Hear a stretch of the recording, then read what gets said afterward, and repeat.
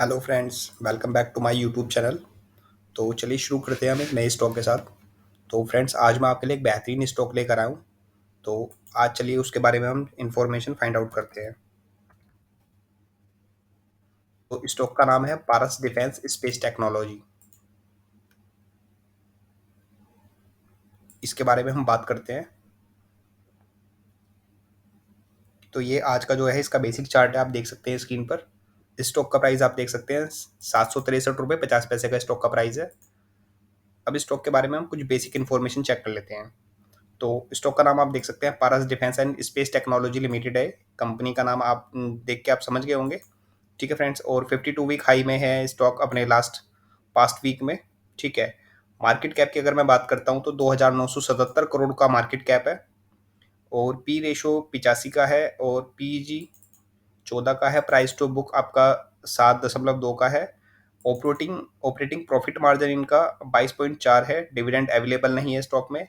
और operating revenue कितने करोड़ का है ये आपका क्वार्टर ऑन क्वार्टर दिया हुआ है, तो 18% से ज़्यादा का जो है इसमें लास्ट ईयर था, ये इंक्रीज हुआ है। और नेट प्रॉफिट की अगर मैं बात करता हूँ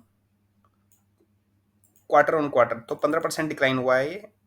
ऑपरेटिंग प्रॉफिट क्वार्टर की बात करता हूँ मैं, क्वार्टर ऑन क्वार्टर, तो ये भी 4% डिक्लाइन हुआ है।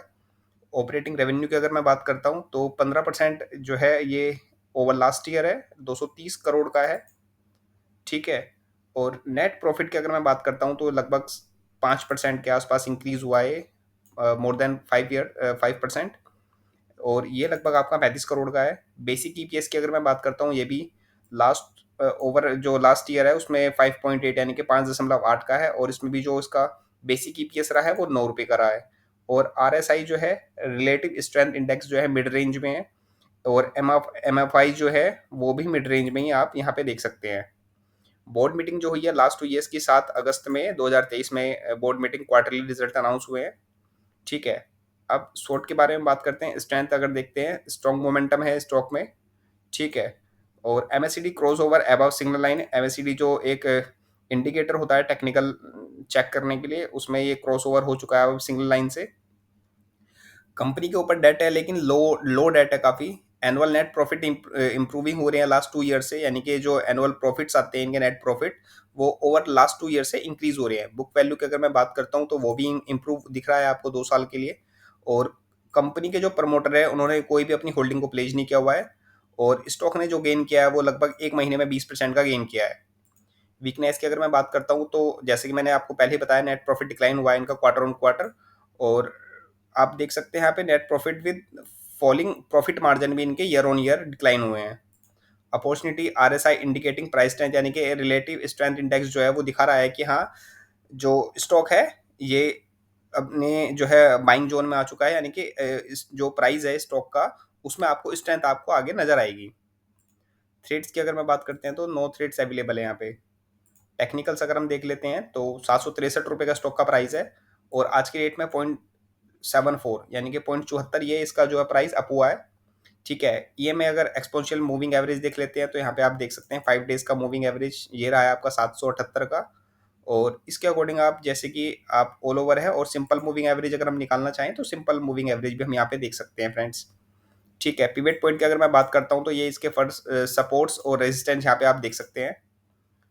ठीक है। आरएसआई आप देख सकते हैं 56.2 यानी कि 56.2, यानी कि ये अब अपने बाइंग जोन में आ चुका है। यहाँ से अब इसमें बाइंग डेफिनेटली आरएसआई जो टेक्निकल इंडिकेटर है उसके अकॉर्डिंग यहाँ पे बाइंग जोन में स्टॉक है, तो यहाँ से इसमें बाइंग बन सकती है।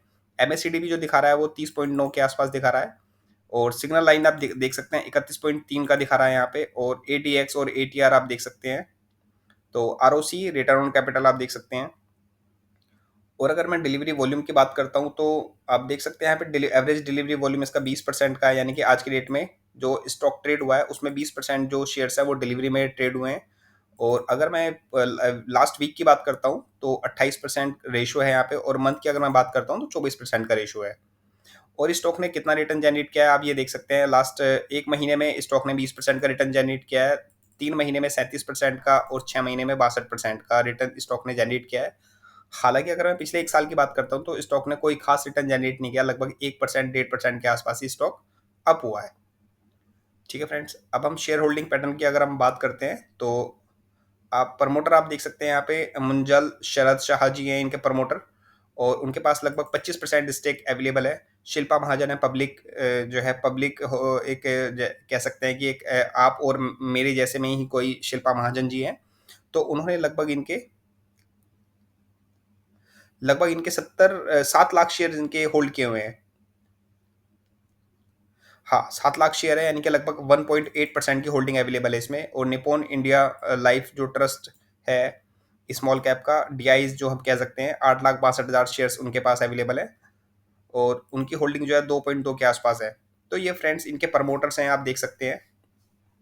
तो ये फ्रेंड्स है, ये पब्लिक से अमित महाजन जी है, एक शिल्पा महाजन है पब्लिक, और एक अमित महाजन है, दोनों की सेम क्वांटिटी अवेलेबल है। और एक कंपनी है ये बाडवे इंजीनियरिंग लिमिटेड, तो इन्होंने भी शेयर बाई किए हुए हैं। एच में पब्लिक ने बाई किया हुआ है 2,99,000 शेयर। तो इस तरीके से फ्रेंड्स ये इनकी जो है होल्डिंग्स अवेलेबल है। ठीक है, यहाँ पे आप देख सकते हैं। और प्रमोटर होल्डिंग रिमेन्स, यानी कि प्रमोटर ने अपनी कोई भी होल्डिंग रिमेन्स मतलब रखी है, कोई चेंज नहीं हुआ है। और एफपीआई ने डिक्रीज करी है, हालांकि होल्डिंग्स जो है वो उनकी जो होल्डिंग्स थी वो पहले 0.53 थी, जो कि अब 0.11 रह गई है जून 2023 क्वार्टर में। ठीक है, और जबकि म्यूचुअल फंड की अगर हम बात करते हैं तो म्यूचुअल फंड ने डेफिनेटली यहाँ पे फोल्डिंग आप देख सकते हैं 2.09 के 2.9 से लेके 2.21 तक इन्होंने जो अपनी होल्डिंग्स है वो इंक्रीज करी है। ठीक है फ्रेंड्स, तो इस तरीके से ये डेटा आपने यहाँ पे देख लिया है। इसके बाद स्टॉक से रिलेटेड कोई भी न्यूज़ है तो वो यहाँ पे आप देख सकते हैं। कोई बल्क डील हुई है तो वो बल्क डील हम यहाँ पे चेक कर सकते हैं। ये लास्ट जो डील हुई है 8 सितंबर 2023 में डील हुई है, 827 रुपये 47 पैसे पे 2,87,000 शेयर जो है बाय हुए हैं। और ये हालांकि ज़्यादा डिफरेंस नहीं रहा है, लगभग आपका 50 पैसे का डिफरेंस रहा है स्टॉक्स में। अगर आप देखेंगे तो यहाँ पे 8 सितंबर को 826 रुपये 98 पैसे पे 2,87,551 शेयर बाय हुए हैं। और यहाँ पे सेल्स की अगर मैं बात करता हूँ तो 827 रुपये 47 पैसे, यानी कि लगभग 49 पैसे का जो है डिफरेंस यहाँ पे लिया गया है, और सेम क्वांटिटी यहाँ पे सेलिंग की गई है।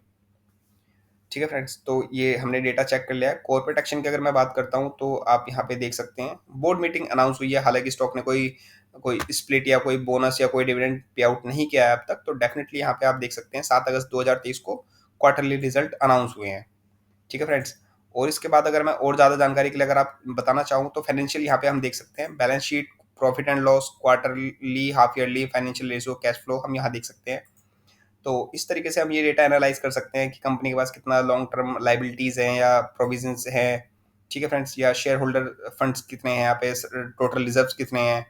और यहाँ पे अगर हम शॉर्ट टर्म प्रोविजनिंग देख सकते हैं, करंट लाइबिलिटीज, एसेट्स देख सकते हैं, टेंगिबल एसेट्स देख सकते हैं यहाँ पे। और यहाँ पे डिफर्ड टैक्स एसेट देख सकते हैं। ठीक है फ्रेंड, इन्वेंट्रीज देख सकते हैं कि स्टॉक के अंदर मतलब जो कंपनी है इसके पास कितनी इन्वेंट्रीज है, या ट्रेड रिसीवेबल्स कितना इसको रिसीव होना है, कैश के बराबर जो भी चीज़ें हो सकती हैं, लाइक एफडी हो गया या करंट में कैश हो गया।